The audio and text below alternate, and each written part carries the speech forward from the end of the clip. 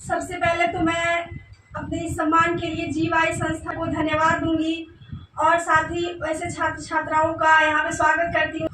और आज सबसे पहले तो जीवाईपी संस्था के द्वारा जो हर रविवार को छात्र छात्राओं को संस्कार सिखाने का मतलब एक दिन है, उसके साथ साथ आज संविधान निर्माता डॉक्टर भीमराव अंबेडकर की जयंती भी है।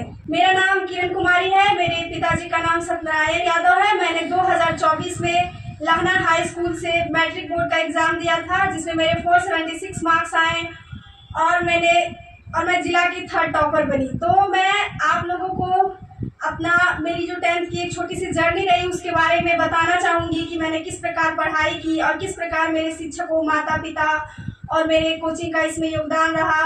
कि 10th में अच्छा स्कोर करने के लिए सबसे जो जरूरी होता है वो होता है हर सब्जेक्ट में एक बैलेंस। अगर आप किसी सब्जेक्ट में बहुत अच्छे हैं और बाकी सब्जेक्ट आपका वीक है तो आप अच्छा स्कोर नहीं कर पाएंगे।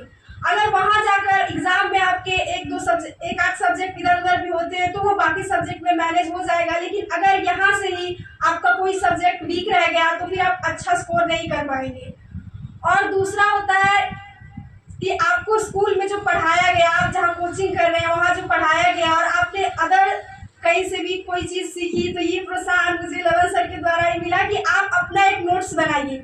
एक स्टूडेंट से अच्छा नोट्स कोई नहीं बना सकता, तो आप अपना एक नोट्स बनाइए और वो जो होता है उसको आपको रटने की भी ज़रूरत नहीं होती, क्योंकि वो आपके खुद के द्वारा बनाया गया होता है। तो सबसे अच्छा आंसर वही होता है और मैंने सोशल साइंस में यही ट्रिक अपनाए थे।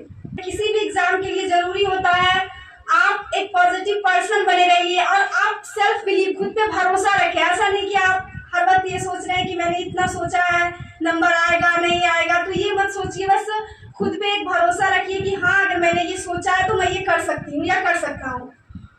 और होता है केवल स्कूल कोचिंग में पढ़ लेने से अच्छे मार्क्स नहीं आएंगे और लिमिट पढ़ाई से मार्क्स नहीं आते। आपको घर पे खुद सेल्फ स्टडी करना पड़ेगा, कम से कम तो 5 से 6 घंटे इतना आपको पढ़ाई करनी ही पड़ेगी। और दूसरा जो होता है कि बच्चे स्कूल जाते ही नहीं, सोचते हैं कोचिंग की बदौलत ही हम टॉप कर जाएंगे, तो ऐसा नहीं है। कोचिंग में होता है कि एक ही सर आपको हर सब्जेक्ट पढ़ाते हैं और स्कूल में हर सब्जेक्ट के अलग अलग टीचर होते हैं, तो जाहिर सी बात है कि वहाँ पे कोचिंग से अच्छी पढ़ाई होती है। ऐसा नहीं है कि कोचिंग में पढ़ाई नहीं होती, वहाँ पे भी पढ़ाई होती है और हर टीचर जो रहते हैं उनका वो यही सोचते हैं कि मेरा बच्चा टॉप करे। बस ये कह रही हूँ कि आप कोचिंग भी जाइए और स्कूल भी जाइए। आप 2 बातें यहाँ सीखेंगे, 2 बातें वहाँ सीखेंगे, तो जरूर आपकी पढ़ाई धीरे धीरे तो स्ट्रॉन्ग होती जाएगी। तो मैं बस यही कहूँगी कि आप स्कूल जाइए, आप एक पॉजिटिव पर्सन बने रहिए, आप एक नॉर्मल इंसान की तरह रहें, अपने दोस्तों से बातचीत करें। आपको अगर कोई चीज़ें कठिन लगती है तो अपने शिक्षक को, अपने माता पिता से बात कीजिए, वो आपको रास्ता दिखाएंगे। मैंने जो महसूस किया, हर बच्चों के साथ ऐसा होता है कि नहीं होता है मुझे तो नहीं पता, लेकिन मेरे साथ ऐसा होता था कि जब मुझे एक ही चीज़ बार बार रिवीजन करना पड़ता था तो मुझे बहुत बोरिंग लगता था आप छोड़ दे, अब नहीं होगा। मतलब होता है कि दिसंबर जनवरी के महीने में आपको कुछ नया नहीं पढ़ना होता, आपने जो पढ़ा है उसी को बार बार रिवीजन करना पड़ता है, तो ये मुझे बहुत बोरिंग लगता था। तो मैं बस अपने आप से हमेशा यही कहती थी, अपना टाइम आएगा। अभी मेरे बोर्ड है तो मुझे ज़्यादा पढ़ाई करनी पड़ रही है, पर कोई बात नहीं, जब इसका रिजल्ट मिलेगा तो सब अच्छा होगा। तो मुझे थोड़ी सी मतलब बोरिंग लगती थी कि एक ही चीज़ को बार बार पढ़ना पड़ रहा है। होता है कि जनरली बच्चे के साथ मैं देखती हूँ कि आप लास्ट आते हुए ऐसी बातें करने लग जाते हैं कि कब एग्जाम खत्म हो जाए। ये मंजूर है मुझे कि मेरे कम मार्क्स आए, लेकिन एग्जाम का टाइम जल्दी आ जाए, अब पढ़ाई नहीं हो रही। मेरे जो दोस्त लोग एक दूसरे से बातें करती थी, तो ऐसा नहीं समझना है, आपने जो परफॉर्मेंस शुरू में पकड़ा है उसको आपको लास्ट तक बरकरार रखना है।